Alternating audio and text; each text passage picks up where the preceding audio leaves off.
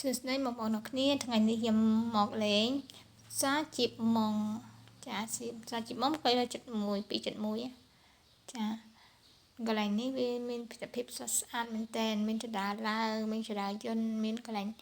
ញ៉ាំអីចាមានកន្លែងដើរលេងមានកន្លែងថតរូបចាស្អាតមែនតើចាយើងថ្ងៃនេះខ្ញុំទៅហ្នឹងគឺមានការតាំងពីពណ៌សៀវភៅអញ្ចឹងខ្ញុំទៅលេងផងទៅរកទិញសៀវភៅផងចាកន្លែងនេះយើងដឹងហើយសាជីបម៉ងបងប្អូនណាមកលេងភ្នំពេញមកលេងសាជីបម៉ងមិនខំម្ដងទេកាន់តែទីធ្លាធំទូលាយមែនតើធំយកតែមែនតើហើយថ្ងៃហ្នឹងវាមានការបង្រៀនការចាក់ស្មុកការធ្វើផ្កាជាច្រើនដល់អញ្ចឹងហើយពួកខ្ញុំហ្នឹងចូលធ្វើរៀនធ្វើចាក់ស្មុកចានឹងចាក់បានមួយបង្ហាញគេដល់កនេះបងប្អូនណាមានណាធំមានណាវែងមានណាខ្លីចាយើងតាម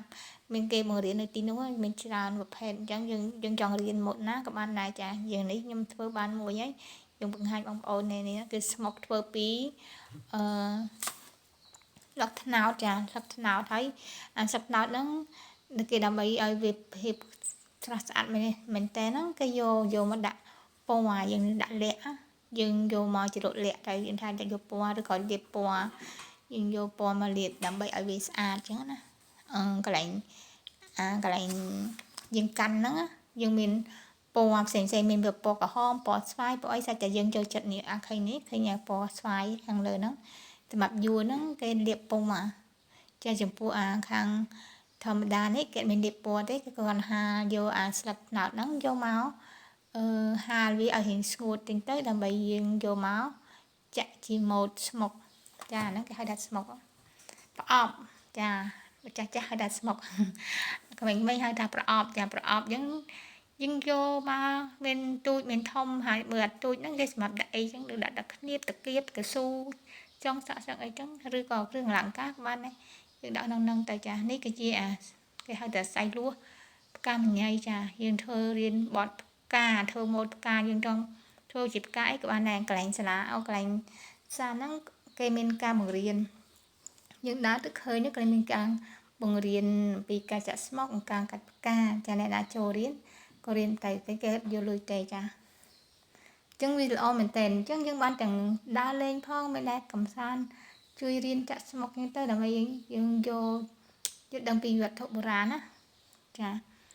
អញ្ចឹងកូនក្មេងហ្នឹងក៏គេថាសប្បាយចិត្តដែរគេមិនឃើញផលិតផលហ្នឹងគេស្រឡាញ់គេចូលចិត្តដែរអញ្ចឹងគេមកធ្វើដែរប៉ាម៉ាក់គេចូលរួមនៅក្នុងហ្នឹងដែរណាចានេះហើយដល់ពេលបន្ទាប់ពីយើងចាក់ស្មុកអីហើយយើងដើរលេងបន្តទៀតទៅហើយយើងចង់ទិញអីក៏បានព្រោះអីតិចនាវអត់ចេះខ្វះទេរបស់ប្រើប្រាស់របស់ញ៉ាំរបស់អីគេច្រើនមែនតើចាចឹងបងប្អូនអាចទៅរស់ទស្សនាកន្លែងហ្នឹងបានយើងដើរលេងផងយើងរៀនផងហើយនឹងទិញអីវ៉ាន់ផងចា